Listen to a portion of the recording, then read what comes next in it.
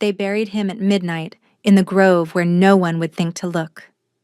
The Alpha King's firstborn son, heir to the throne of Valdoria, lowered into the cold earth while his heart still beat. His own brother had ordered it done. His own blood had shoveled dirt over his face while he lay paralyzed, unable to scream, unable to fight, able only to feel each clump of soil stealing his air. By morning, the prince would be nothing but a corpse, and the throne would pass to the one who deserved it least. But they hadn't counted on her. Vesna was a rejected Omega, cast out by her pack for a shame she couldn't speak of, surviving on the edges of the forest where decent wolves never ventured. She had nothing. No status, no protection, no future. She was the kind of wolf that others pretended not to see. So when she stumbled upon the freshly turned earth, when she pressed her ear to the ground and heard the faintest scratching beneath, no one was watching. No one saw her fall to her knees. No one witnessed her tear into the soil with her bare hands until her fingers bled and her nails cracked and her lungs burned from effort. No one saw her drag the prince from his grave. And no one could have predicted what would happen next. Because the moment Vesna breathed life back into Soren's frozen lungs, something ancient stirred between them.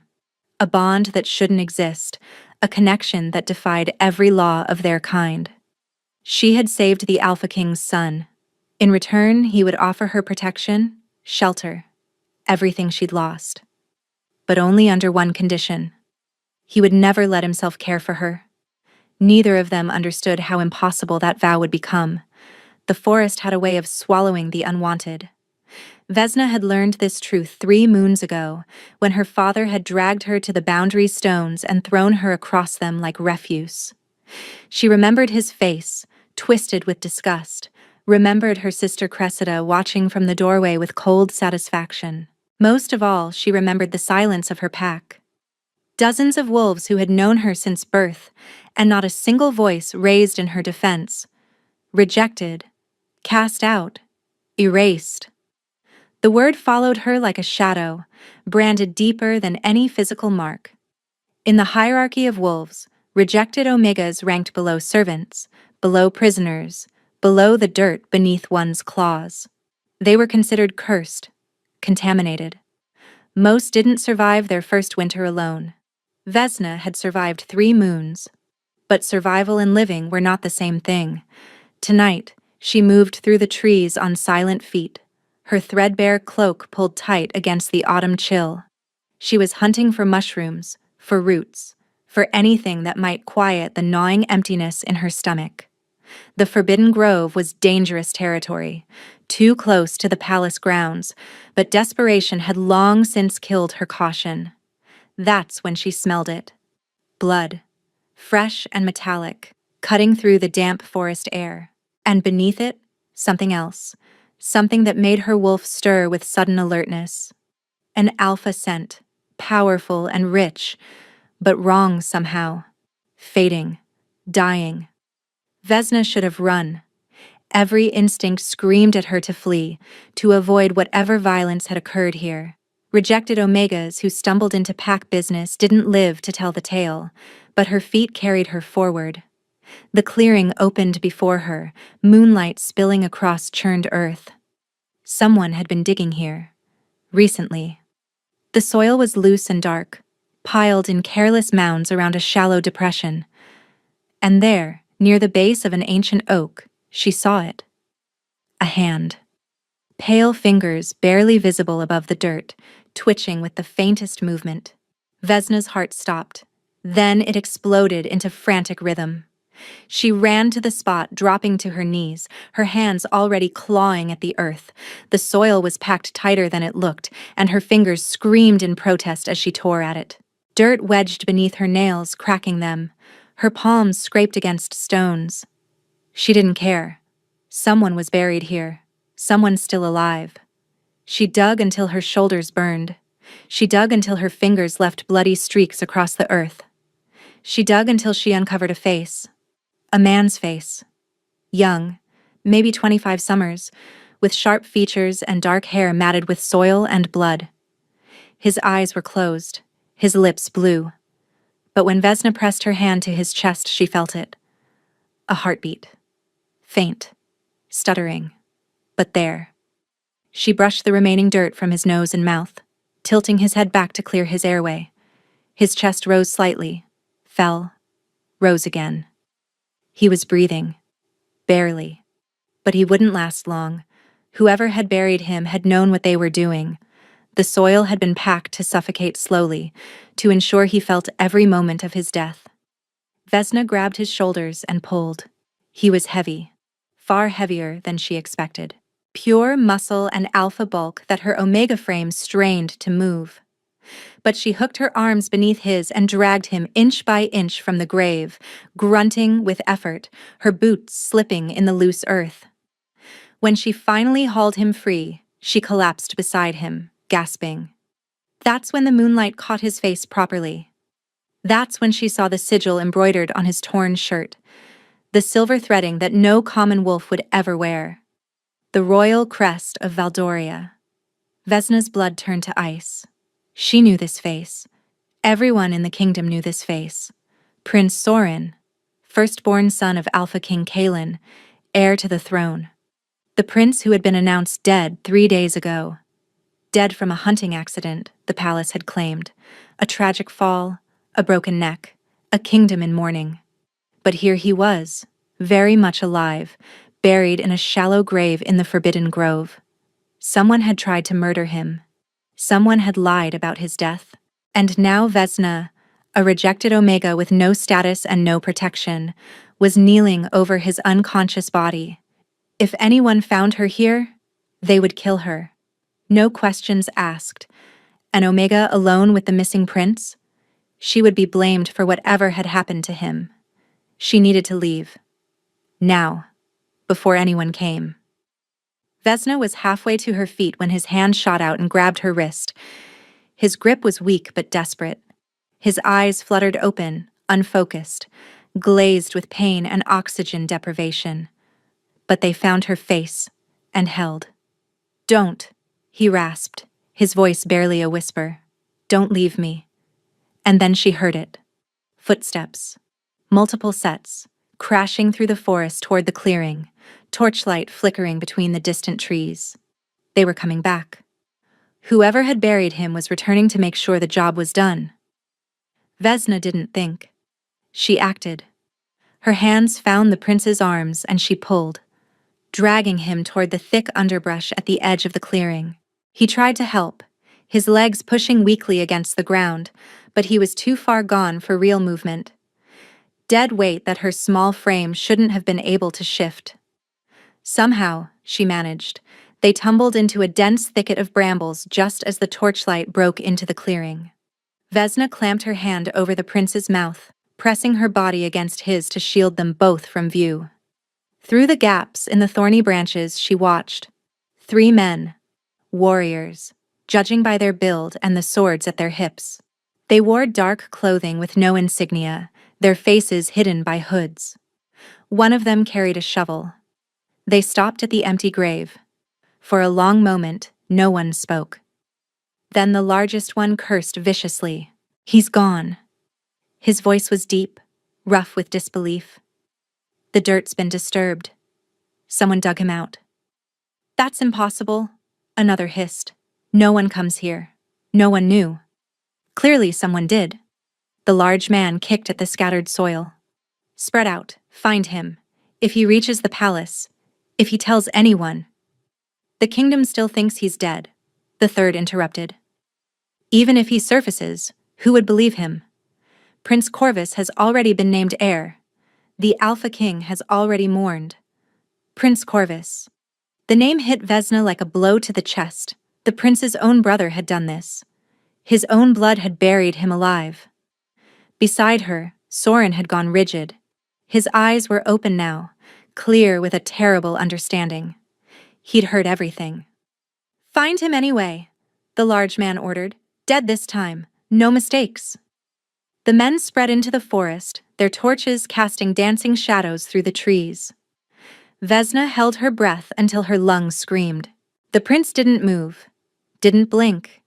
and just stared at the spot where the men had stood, with an expression that made something twist in her chest. Betrayal. Raw and bottomless. She knew that look. She'd worn it herself. They waited until the torchlight faded completely, until the footsteps grew distant and eventually disappeared. Only then did Vesna release her grip on his mouth. "Can you stand?" she whispered. Soren attempted to rise. He made it halfway before his legs buckled, his body pitching forward. Vesna caught him, staggering under his weight, her arms wrapping around his torso to steady him. "Easy," she murmured, slowly. His scent washed over her, even weakened as it was, alpha through and through. Dominance and power, and something underneath that reminded her of winter pine. It should have frightened her. Alphas were dangerous, especially to unmated omegas, but right now, this alpha was barely conscious, leaning on her like she was the only solid thing in his world.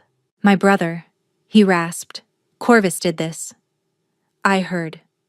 A bitter laugh scraped from his throat. "He always wanted the throne. I just never thought—" He stopped, his jaw clenching. "I can't go back. If I return to the palace, he'll finish what he started. He has our father's ear. He has the guard's loyalty." "Then where?" Vesna asked. "I don't know." His weight shifted against her, and she felt the tremor running through his muscles. Exhaustion, blood loss, the lingering effects of whatever they'd used to paralyze him. "I don't know anything anymore." Vesna should have left him there, should have pointed him toward the nearest village and disappeared back into the forest where she belonged. This wasn't her fight. These weren't her enemies. But she remembered the hand reaching from the grave, the desperate grip on her wrist. "Don't leave me.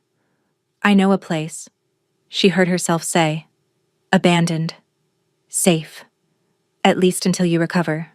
His eyes found hers in the darkness, even weak, even shattered. There was something sharp in that gaze, something that assessed and measured. "Why would you help me?"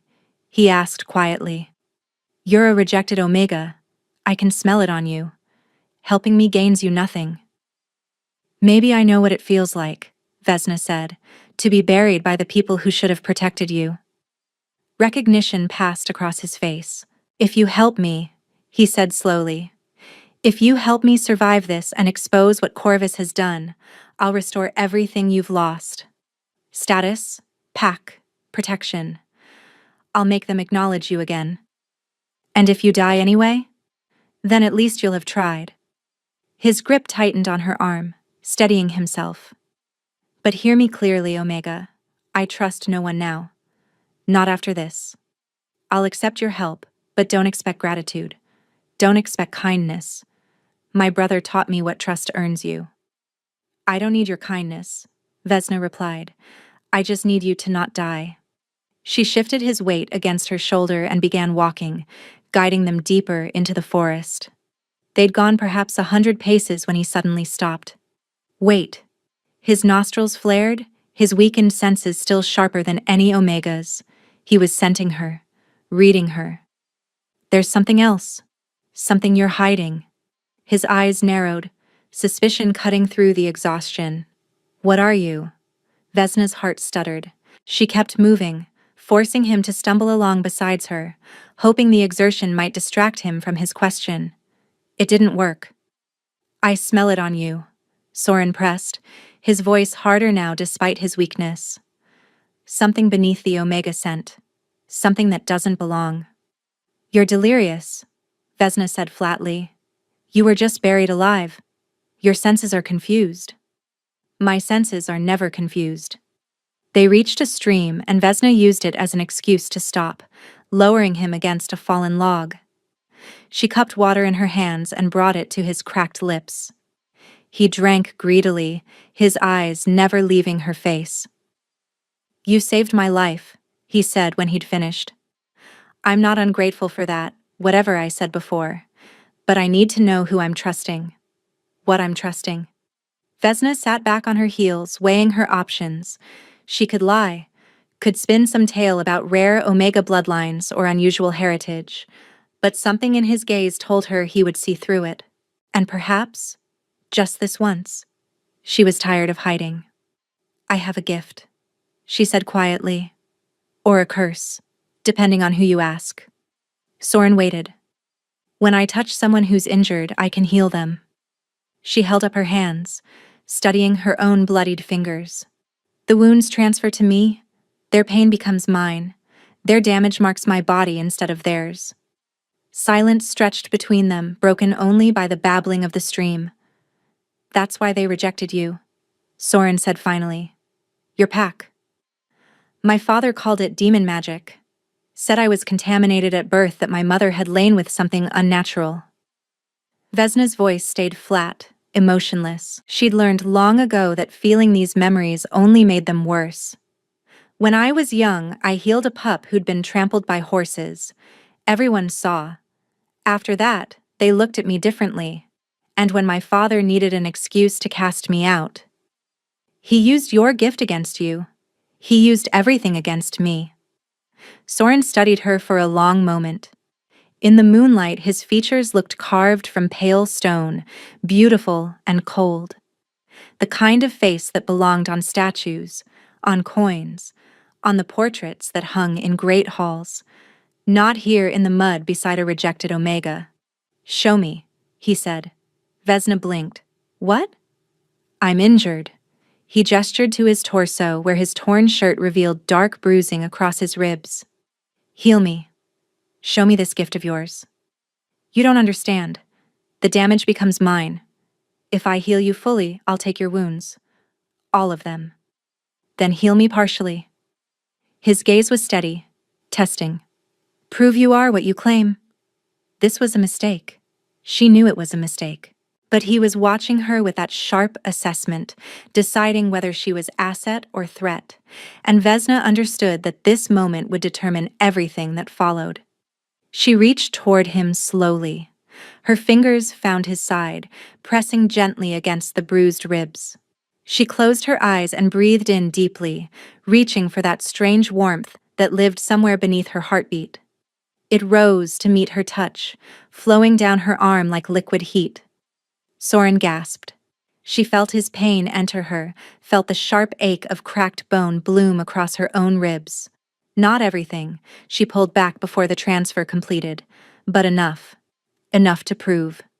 When she opened her eyes, Soren was staring at her with something that might have been wonder. He lifted his shirt. The bruising had faded from black to yellow, the swelling visibly reduced.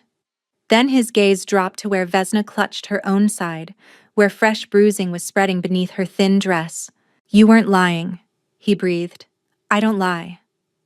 Vesna lowered her hand, pushing past the pain. It would fade with time. It always did. I just don't tell the truth unless I have to. The cold suspicion in his expression didn't disappear entirely, but it softened at the edges. Made room for something else. You could have healed me fully in the grove, he said slowly. When you first found me, why didn't you? Because fully healing you would have likely killed me. And I didn't survive 3 moons in this forest just to die for a stranger, even a prince. The ghost of a smile crossed his face, gone as quickly as it appeared, but real. Fair enough. They pressed on, Vesna guiding them toward the abandoned mill she'd been using as shelter. It was another hour's walk, and by the time they reached it, Soren was leaning heavily on her, his breath coming in ragged gasps. She settled him near the cold hearth, wrapping her single blanket around his shoulders. He was shivering despite the alpha heat that should have warmed him. Whatever drug they'd used to paralyze him was still working through his system. Rest, she told him. I'll keep watch. His eyes were already closing, exhaustion finally claiming him. But before he drifted off, his hand found hers in the darkness. Vesna, her name in his voice, rough and low. Thank you. 2 words. Simple. But no one had thanked her for anything in 3 moons, perhaps longer. She didn't trust herself to respond, so she simply sat beside him, watching the moonlight creep across the dusty floor, her bruised ribs aching with borrowed pain. She must have dozed, because when the door crashed open, she was too slow to react. A figure stood silhouetted in the entrance. Female, tall and coldly beautiful, with dark hair and eyes that found Vesna immediately in the shadows. Cressida, her sister. There you are. Cressida's voice dripped with satisfaction. I knew if I followed the blood trail long enough, I'd find you playing savior to something pathetic. Vesna scrambled to her feet, placing herself between her sister and the sleeping prince. How did you really think Father wouldn't have people watching the border? Cressida stepped inside, her gaze moving past Vesna to the figure wrapped in blankets. Her eyes widened with recognition. Oh, this is interesting. The missing prince. The one everyone thinks is dead. A cruel smile curved her lips. Do you know there's a reward for information about unusual sightings near the palace? Prince Corvus is very concerned about rumors. Cressida, don't. Don't what? Don't tell them where to find him?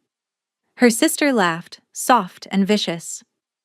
You think he'll protect you, sister? You think this changes anything? She leaned closer, her voice dropping to a whisper that somehow carried perfectly in the small space. When he finds out what you really are, when he discovers the full truth about that night, he'll kill you himself. Behind her, Vesna heard Soren stir, and she knew, with sinking certainty, that he'd heard every word. Soren was on his feet before Vesna could react. Despite his weakness, despite the trembling in his limbs, he moved with predatory grace, positioning himself beside her rather than behind, not hiding, standing. Leave, he said to Cressida. His voice carried the unmistakable weight of alpha command. Even diminished, even half dead, the authority in it made Cressida's smirk falter. Your Highness. She dipped into a mocking curtsy. I didn't realize the dead could give orders. I'm clearly not dead. Soren took a step forward, and Vesna saw what the movement cost him, the tightening around his eyes, the slight hitch in his breath. Which means, the story your new prince has been telling is a lie. Would you like to be part of that lie when the truth emerges?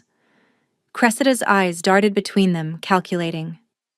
The truth is, whatever Prince Corvus says it is. He controls the palace now. The guard answers to him. Your father barely leaves his chamber since your supposed death. My father is alive? Alive but broken. Cressida's smile returned, cruel and knowing. Funny how grief can destroy an alpha. They say he hasn't spoken in days. Corvus handles all royal matters in his stead. Vesna watched Soren's jaw clench. His father thought him dead, was mourning him, while his brother sat on his throne and consolidated power. Tell anyone you saw us, Soren said quietly, and I promise you this.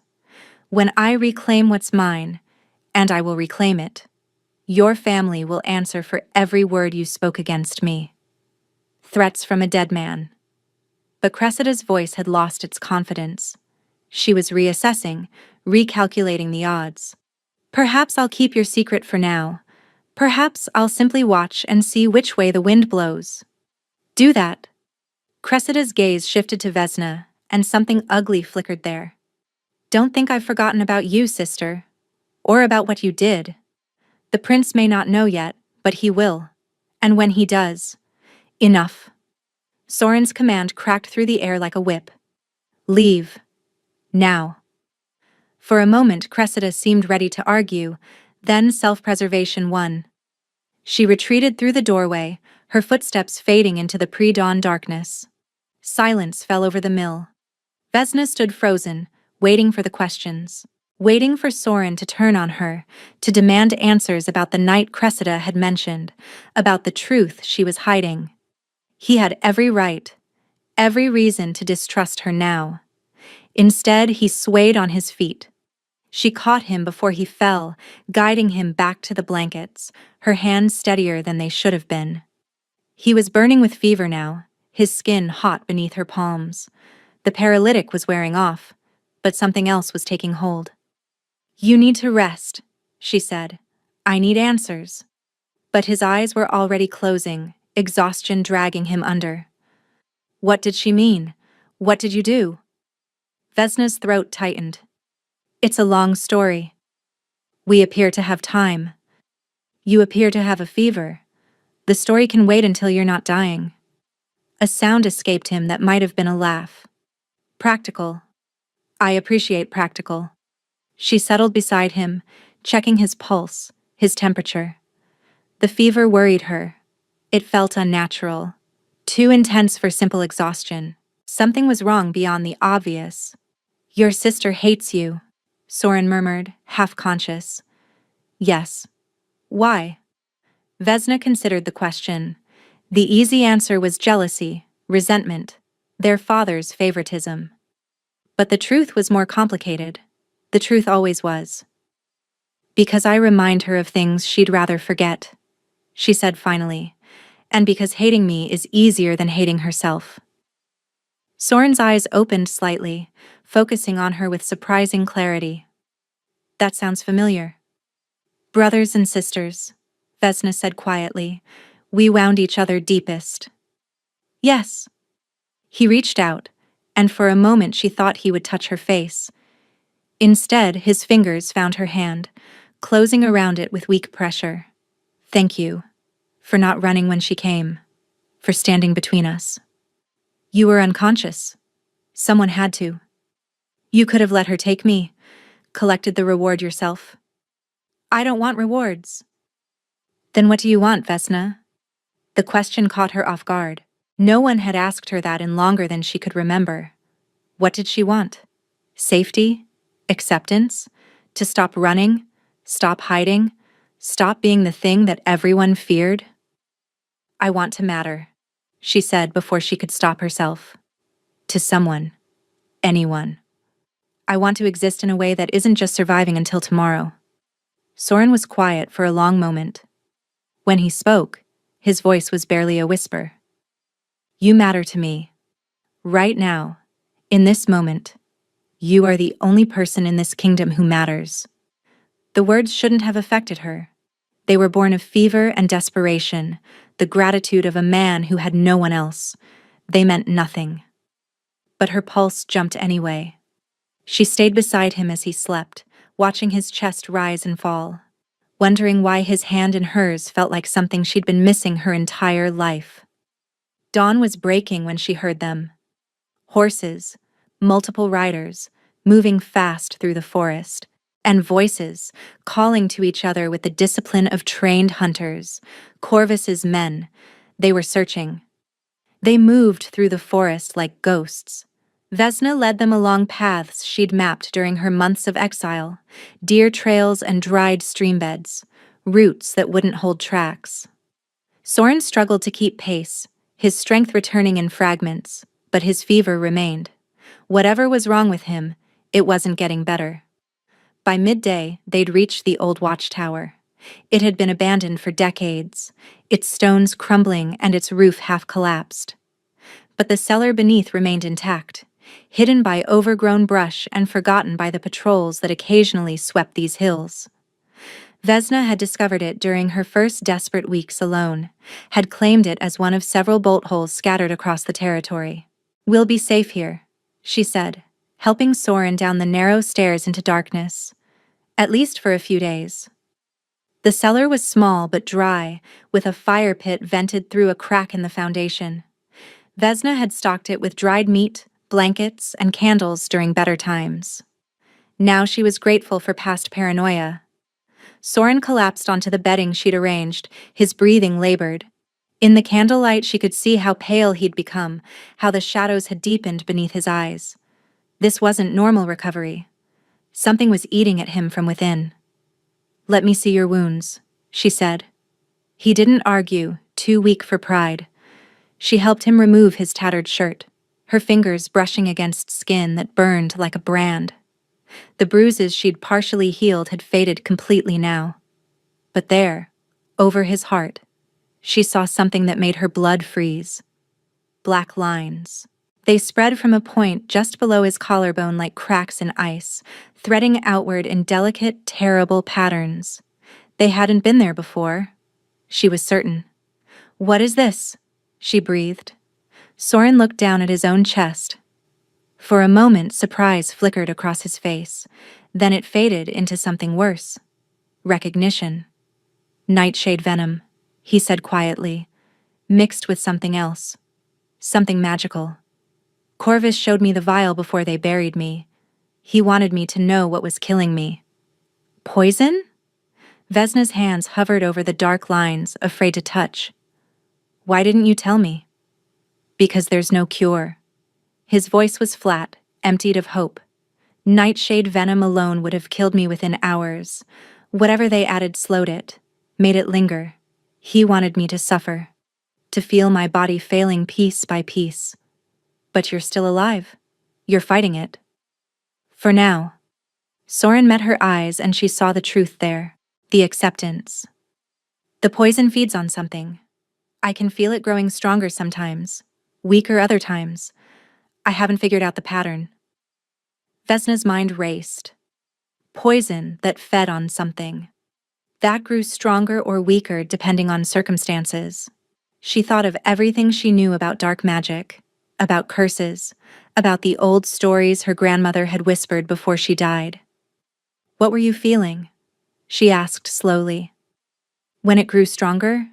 What was happening? Soren frowned, considering. The first surge was in the mill, when your sister came. He paused. When I stood beside you. And the second? Just now. His gaze held hers. When I told you that you mattered. Understanding crashed over her like a winter wave. It feeds on connection, she whispered.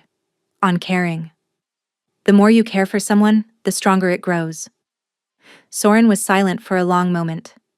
Then he laughed, harsh and broken. Of course. Of course that's what he chose. He pressed his palm against the black lines, as if he could push them back through sheer will. Corvus always said I was too soft, too attached to people. He said it would destroy me someday. Another laugh, bitter as poison. Apparently he decided to make sure of it. Vesna's heart was pounding, a poison that fed on emotional bonds. That meant every moment of connection between them, every touch, and every word that mattered. She was killing him. I should leave, she said abruptly. Distance myself, if I'm making it worse. No. His hand shot out, catching her wrist. The grip was weak but desperate, echoing that first moment in the grove. Don't. Please. Soren, I'm hurting you. Every moment I stay. Every moment you stay is a moment I'm not alone. His eyes were bright with fever and something else. Something that made her chest ache. I've been alone my entire life, Vesna. Even surrounded by court and family and servants. I've been utterly alone. My mother died when I was young.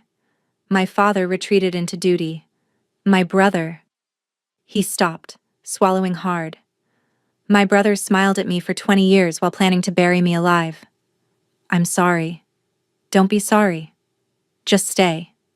His grip loosened, his thumb tracing an unconscious circle against her inner wrist. If I'm going to die, I'd rather die feeling something than live feeling nothing. Vesna didn't pull away. Couldn't. Your sister mentioned something, Soren said quietly. About a night. About something you did. Vesna tensed. It's not what she thinks. I don't care what she thinks.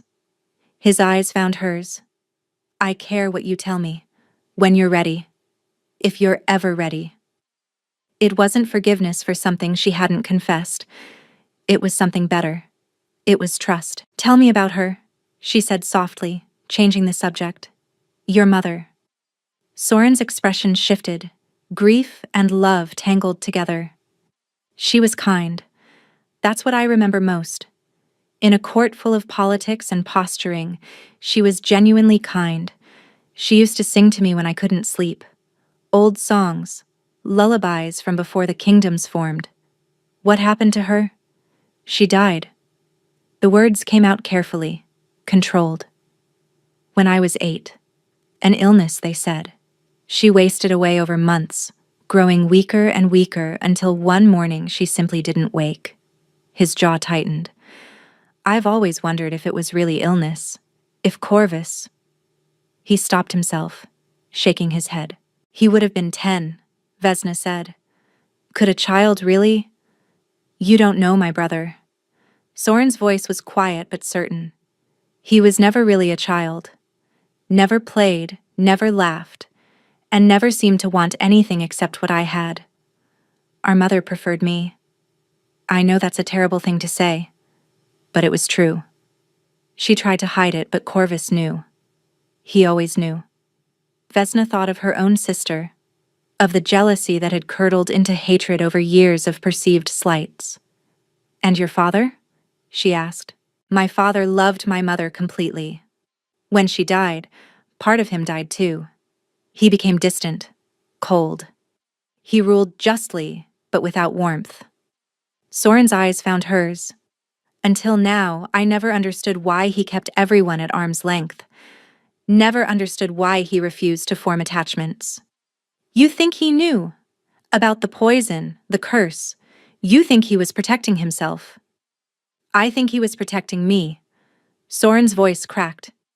I think he knew that loving someone in our family meant destroying them, and he spent 20 years trying to keep me safe by keeping me alone. The weight of it settled over them both. The cure, Vesna said suddenly. There has to be one. Poisons have antidotes.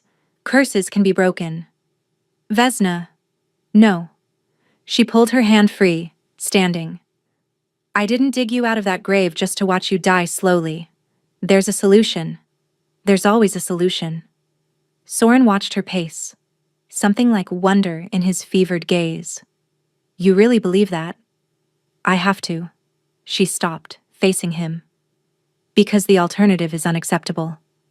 For a long moment neither spoke. Then Soren reached toward her, his fingers brushing her cheek with heartbreaking gentleness. I don't deserve you, he murmured. Probably not. But she leaned into his touch anyway, just for a moment. Just long enough to feel the connection spark between them. The black lines over his heart pulsed and spread another inch. 3 days passed in the cellar. 3 days of Vesna watching the poison creep across Soren's chest like dark frost. 3 days of rationing touches, measuring words, trying to keep him alive while knowing that every moment of comfort she offered was slowly killing him. She should have left. Every rational thought screamed at her to go, to put distance between them, to give him a chance at survival. But Soren had made her promise to stay, and something in his voice, when he asked, something raw and breaking, had stripped away her ability to refuse. So she stayed, and she searched. The watchtower's cellar held old books, journals left behind by whoever had lived here decades ago. Vesna read through them with desperate attention, searching for anything about magical poisons, about curses that fed on emotion, about cures that might exist. She found fragments, mentions of dark magic practitioners in the mountains, references to healers who could draw poison from the blood, and one passage, underlined by a hand long dead, that made her heart stop.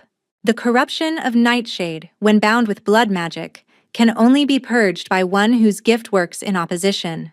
What is taken must be given. What is poisoned must be cleansed. The healer who absorbs must also have the strength to transform. Vesna read the passage 3 times. Her gift. Her curse. The power that had gotten her rejected, cast out, branded as dangerous. It could save him. If she took the poison into herself, absorbed it the way she absorbed wounds, she could cleanse his blood. But nightshade venom alone was lethal to anyone who ingested it. Combined with blood magic, the amount required to purge his system completely would almost certainly kill her. She looked at Soren, sleeping fitfully on the makeshift bed. The black lines had spread to his shoulders now, threading toward his throat. His breathing was labored, his fever unbreakable. He had days at most, maybe less. There's a way. Soren's eyes opened. She hadn't realized he was awake. What did you find? Vesna hesitated. She could lie, could tell him she'd found nothing, that she was still searching. He was too weak to read the journals himself. But she remembered what he'd said about trust, about his brother's betrayal, about spending 20 years surrounded by lies. My gift, she said quietly. I can absorb the poison, draw it out of you the way I draw out wounds. Hope crossed his face, quickly suppressed. What happens to you when you do? I don't know. A lie. She knew exactly what would happen, but she couldn't tell him. If he knew the cost, he would refuse to let her try. You're lying. His voice was gentle but certain. I can hear it in your heartbeat. Vesna looked away. The poison would transfer to me. I would... She stopped, gathering herself. There are risks. You would die. Not a question. A statement. Possibly. Definitely. Soren pushed himself upright, the effort clearly costing him. I know Nightshade, Vesna. I know what it does. You can't absorb it and survive. You don't know what I can survive. I won't let you sacrifice yourself for me. It's not your choice. The hell it isn't. He was standing now, swaying but determined. I am not worth dying for. Do you understand me?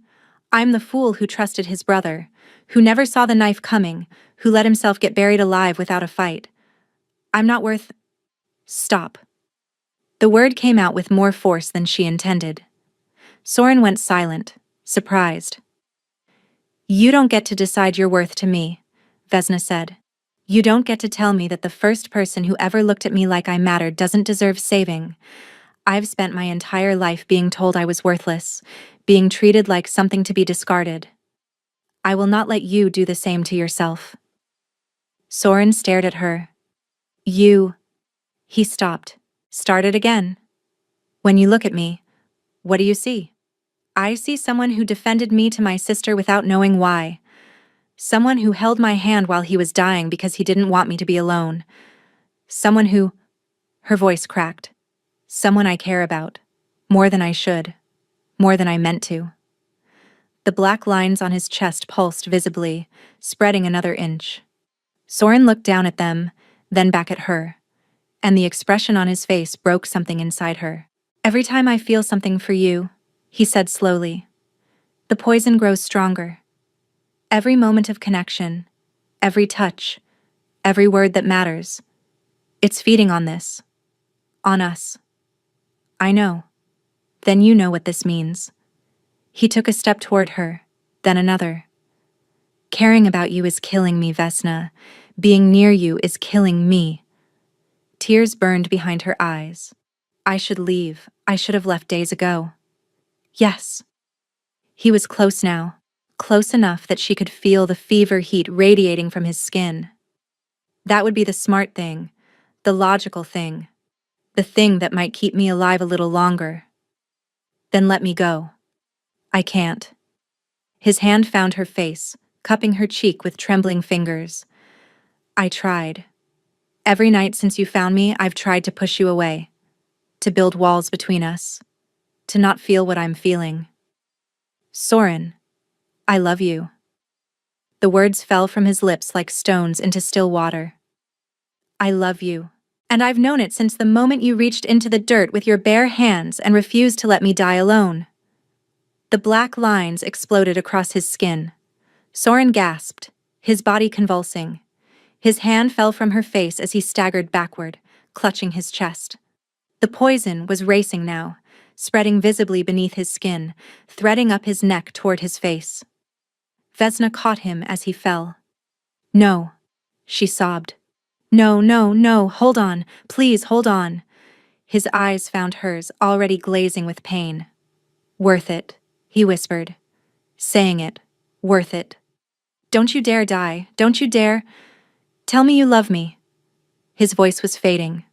Please, let me hear it once. She couldn't. The words would kill him. Every emotion they shared was another inch of poison through his veins. But he was dying anyway. He was dying, and she couldn't save him, and he deserved to know before the end. I love you, she breathed. I love you, Soren. His eyes closed. His body went still. And somewhere in the distance, Vesna heard horses approaching. Vesna's hands pressed against Soren's chest, feeling for a heartbeat. Nothing. No, she whispered. No, you don't get to leave. Not like this. She closed her eyes and reached for her gift, pulling it up from the depths of her being with desperate force. She'd always been careful before, always measured. Her father had warned her that her power could destroy her if she let it run wild. She didn't care anymore. The warmth flooded through her arms, into her palms, seeking the damage beneath Soren's skin. She felt the poison immediately, a cold, writhing darkness that recoiled from her touch. It was alive in some terrible way, sentient, and it recognized what she was trying to do. It fought back.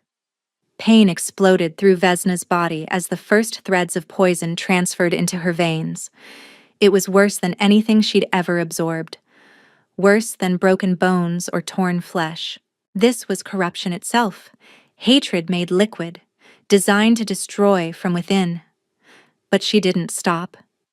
She pulled more of it into herself, feeling the darkness spread through her chest, her arms, and her throat. Her vision blurred, her lungs burned. Somewhere distant she heard herself screaming, and then something shifted.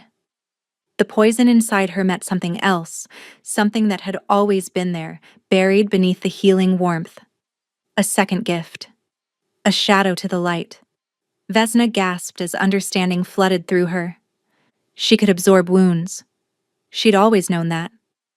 But she could also give them back. Transfer the damage elsewhere. Push it out of herself and into another. That was the truth her father had discovered. That was why he'd really cast her out. Not because she was a healer, because she was something far more dangerous. The memory crashed over her. That night. The night everything had changed. She'd been 14, trying to save her mother from a wasting sickness. She'd pulled the disease into herself, felt it rotting through her organs, and knew she was dying. And in her panic, in her desperate need to survive, she'd pushed it out again, into her father. He'd recovered. The sickness hadn't been fatal to his stronger constitution, but he'd felt it. He'd known what she'd done, what she was capable of doing. And he'd looked at her with such fear, such hatred, that she'd understood immediately. She was a weapon, one that could turn healing into harm with a thought, and her mother had died anyway. Despite everything Vesna had tried, despite the price she'd paid, the wasting sickness had claimed her mother 3 days later. Her father had blamed Vesna for that too, for failing to save her, for the weeks of his own suffering, for everything. Her father had bound her gift after that, limited it so she could only absorb, never transfer. He'd told everyone she was dangerous, cursed, contaminated. But the truth was simpler. He was afraid of her, afraid of what she might do to him if she ever learned to control her full power. Now, with Soren dying beneath her hands and poison coursing through her veins, the bindings on her gift shattered completely. Vesna opened her eyes. The cellar door crashed open. Torchlight flooded the darkness, illuminating figures in royal armor. And at their head, stepping down the stone stairs with cold satisfaction on his perfect features, was Prince Corvus. He looked like Soren, the same dark hair, the same sharp jaw. But where Soren's eyes held warmth beneath their grief, Corvus's held nothing at all. Empty, hollow, the eyes of something wearing a human face. "Well," Corvus said softly, "isn't this touching? The rejected Omega, trying to save the prince who was already dead." Vesna didn't move from Soren's side. She could feel the poison still inside her, could feel her new understanding of her gift pulsing through her veins. But she was weak. So weak. Using this power now might kill them both. "He's not dead," she said. "He will be." Corvus descended the final steps, his guards spreading out behind him. "The poison I gave him has no cure. It feeds on love, on connection, on every soft emotion he was foolish enough to feel. By now, it should have consumed him completely." It didn't. Surprise surfaced in Corvus's hollow eyes, quickly hidden. Impossible. The dosage was precise. The magic was flawless. "Your magic," Vesna said slowly, pieces clicking together in her mind, came from someone. Blood magic requires blood. Whose did you use? Corvus's smile returned, sharp and cruel. Clever little Omega, does it matter? The witch is dead now. Your father made sure of that. He was quite eager to silence her once she'd served her purpose. Couldn't have anyone knowing his bloodline carried magic, could he? The world tilted beneath Vesna, her grandmother. The stories she'd been told about her grandmother's death, the illness that had claimed her suddenly, the way her father had refused to speak of her afterward. My father killed my grandmother, Vesna breathed. For you. He killed her for himself, Corvus corrected. I merely provided the opportunity. She was one of the old blood witches, your grandmother. One who could bind poison to emotion and ensure my brother's destruction. Corvus tilted his head, studying her. She looked rather like you, actually. Same coloring, same bone structure. She created the poison to protect me. Vesna's voice shook as understanding crashed over her. She made a deal with you. Clever girl. Yes, she was reluctant at first, had moral objections. But everyone has leverage, and hers was a granddaughter she'd been watching from afar. A gifted girl who'd been cruelly rejected.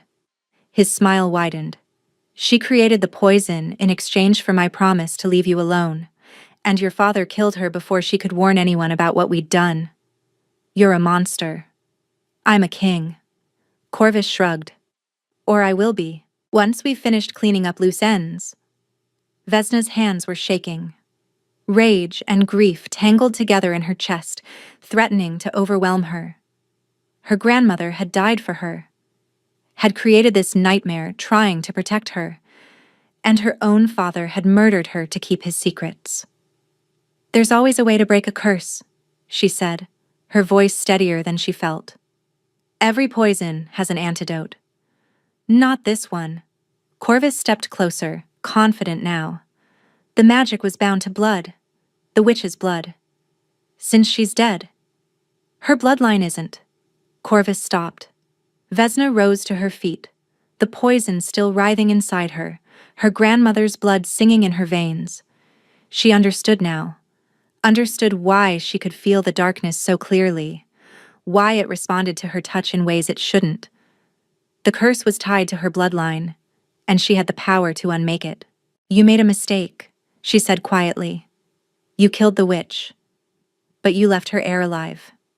You cast me out, rejected me, and ensured I had nothing left to lose. She stepped toward him, and something in her expression made his guards reach for their swords. And then, you buried the only person in this kingdom who ever looked at me like I mattered. Seize her, Corvus commanded. The guards moved forward. Vesna didn't flinch. She reached inside herself, found the writhing poison in her veins, and pushed. The darkness exploded outward. It hit the first guard like a physical blow, dropping him instantly. The second fell a moment later, then the third. The poison she'd absorbed from Soren, the corruption that had been killing him. She channeled it out of herself and into everyone who stood between her and Corvus. They weren't dead, just paralyzed, feeling what Soren had felt as they buried him alive. Corvus stumbled backward, his empty eyes finally showing something real. Fear. What are you? He gasped. I'm my grandmother's heir. Vesna advanced on him, power still crackling through her veins. And I'm going to end what she started. She reached for him. And behind her, Soren drew a ragged breath and opened his eyes. The sound of Soren's breathing stopped Vesna mid-stride. She turned, her heart slamming against her ribs, and saw him struggling to sit up. The black lines on his chest had faded to gray. Still present, still visible, but no longer spreading. No longer killing him. Vesna, he rasped. Don't. She didn't understand. She had Corvus cornered. She had the power to end him, to transfer every drop of poison into his veins, to make him suffer what he'd inflicted on his brother. He deserves it, she said. Maybe. Soren's eyes found hers, still glazed with pain but clearer than they'd been in days. But you don't deserve to become a killer. Not for me, not for anyone. He murdered your mother. He tried to murder you. He killed my grandmother. And if you kill him, you become what he is. Soren pushed himself to his feet, swaying but determined. You become someone who solves problems with death. Someone who poisons instead of heals. I'm not. You're a healer, Vesna. That's what you are at your core. Everything else is just a shadow of that gift. He took a step toward her, then another. Don't let him take that from you. Don't let him make you into something you're not. Corvus was watching this exchange with calculating eyes, already recovering from his fear, already looking for weakness to exploit. How touching, he sneered, the dying prince and his Omega savior. Do you really think this changes anything? Even if you let me live, I'll return to the palace. I'll tell our father that Soren attacked me, that he's lost his mind, that he needs to be put down for the safety of the kingdom. Will you? A new voice spoke from the cellar entrance. Everyone turned. Alpha King Kalen stood at the top of the stairs, his presence filling the space like a physical force. He was older than Vesna had imagined, his dark hair threaded with gray, his face lined with grief. But his eyes were sharp and clear and absolutely furious. Beside him stood Cressida. Vesna's sister looked different, smaller somehow, uncertain in a way she'd never been before, and behind her, bound in chains, was Vesna's father. Father, Soren breathed. I received an interesting visitor this morning, the Alpha King said, descending the stairs with slow, deliberate steps. A young woman who claimed to have information about my son's death, information about who was really responsible. Cressida stepped forward, her voice shaking. I saw them. The night they took Prince Soren. I saw Corvus give the orders. I saw everything, but I was too afraid to speak. Lies, Corvus spat. She's a rejected Omega's sister. Her word means nothing. Her word is corroborated. The Alpha King's voice could have frozen fire. By your own men, who were remarkably forthcoming once they understood the consequences of silence. By the servants who saw you preparing the paralytic. By the stable hands who saddled horses in the middle of the night. Corvus's face went white. And by your father, the king continued, turning to Vesna, who confessed everything when confronted with the evidence, including how he bound his own daughter's gift to prevent her from becoming too powerful, including how he cast her out to hide his family's connection to blood magic. Vesna stared at her father, at the man who had destroyed her life to protect his own secrets. He wouldn't meet her eyes. He also confirmed, the king added quietly, that your grandmother was the witch my son commissioned, the one who created the poison that was killing Soren. She tried to refuse, tried to warn us. Your father silenced her before she could. The words hit Vesna like physical blows. Her father hadn't just cast her out. He'd killed her grandmother. He'd kept her silent. He'd allowed Corvus's plan to proceed, because exposing it would have exposed his own family's blood magic heritage. I had no choice, her father said, his voice thin and desperate. If anyone knew what we were, what our bloodline carried, you let an innocent man die, Vesna said flatly. You would have let the prince die. You destroyed my life, my mother's life, my grandmother's life, all to protect yourself. I protected the family name. You protected nothing. Vesna turned away from him, unable to look at his face any longer. The Alpha King nodded to his guards. Take them both. Corvus will face trial for attempted murder of the Crown Prince. Alistair Crane will face trial for conspiracy and the murder of Marisol Crane, his own mother. As the guards moved forward, Corvus made one last desperate lunge toward Vesna. Perhaps he thought he could use her as a hostage. Perhaps he simply wanted to hurt someone before the end. He never reached her. Soren moved faster than anyone expected, intercepting his brother with strength that shouldn't have been possible. They crashed to the ground together, and when they rose, it was Soren who held Corvus pinned, his forearm against his brother's throat. I loved you, Soren said quietly. Despite everything, I loved you, and you buried me alive. You were always the favorite, Corvus choked out. Always the golden prince. Father never looked at me the way he looked at you. So you decided to destroy me instead of earning his love yourself. Soren's voice was heavy with grief. You wasted your entire life hating me for something I never chose. He released his brother, stepping back as the guards took hold of Corvus's arms. Take him away, the Alpha King commanded. I can't look at him anymore. As Corvus was dragged up the stairs, he screamed threats and curses, promises of revenge that echoed off the stone walls. No one listened. No one cared. When the cellar finally fell silent, Soren turned to Vesna. You saved me, he said simply. You stopped me from becoming a murderer. She managed a weak smile. I think we're even. Not even close. He crossed the distance between them, his hands finding her face, tilting it up toward his.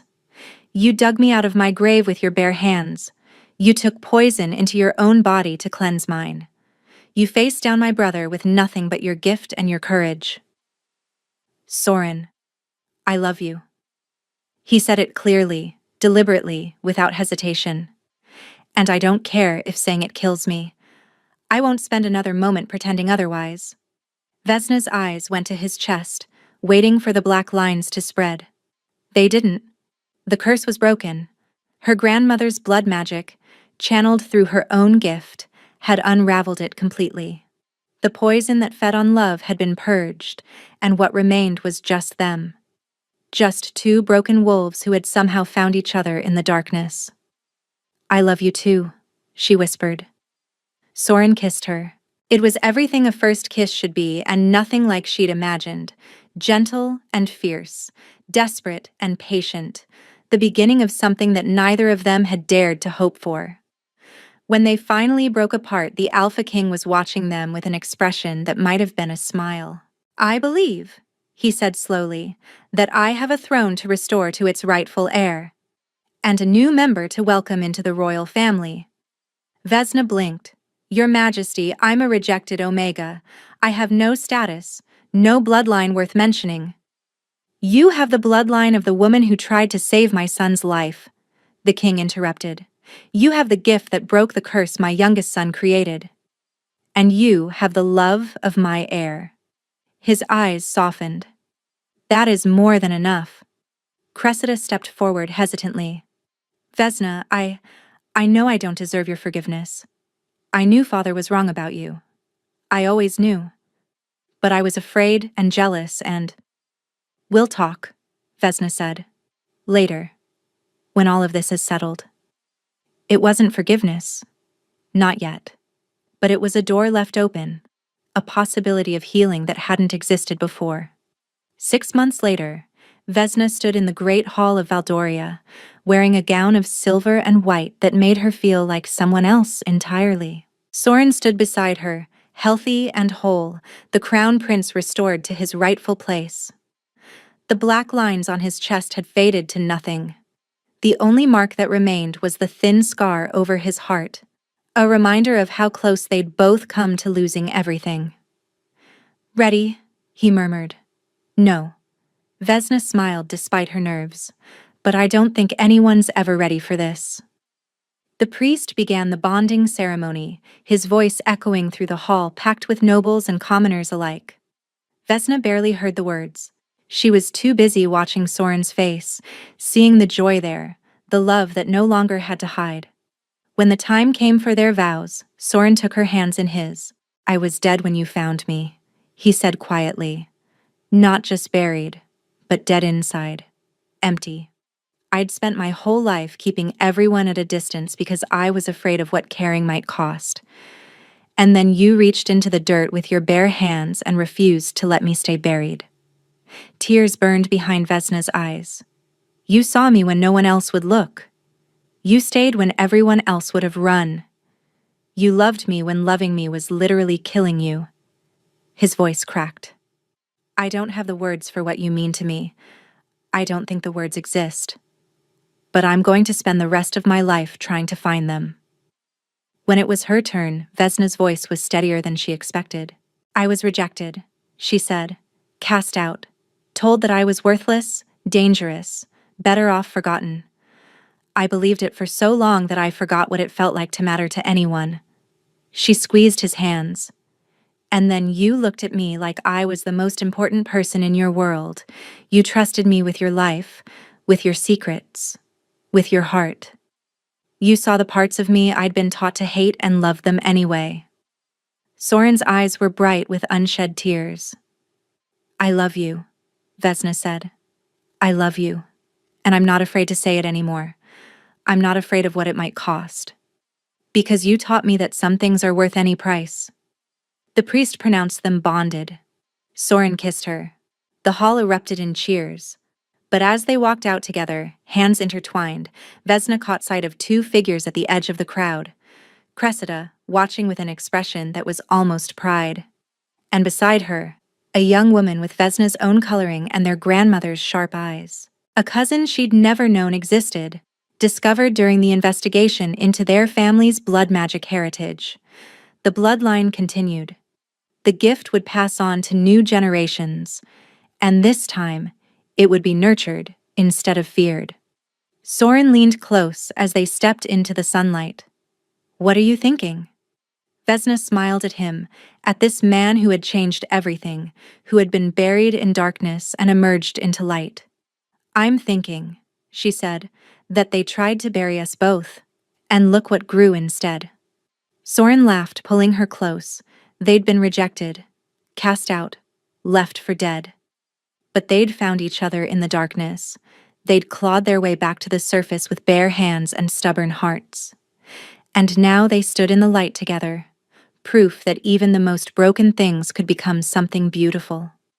The kingdom celebrated for 3 days, and in the years that followed, they would tell stories about the Omega who saved the prince, about the healer who broke an unbreakable curse, about the love that refused to stay buried. But Vesna knew the truth was simpler than any story. She had reached into the dirt because she couldn't bear to let someone die alone, and in saving him, she had finally saved herself. Thank you for listening to this story. If you enjoyed it, let me know in the comments. I always read them, and they mean more than you know.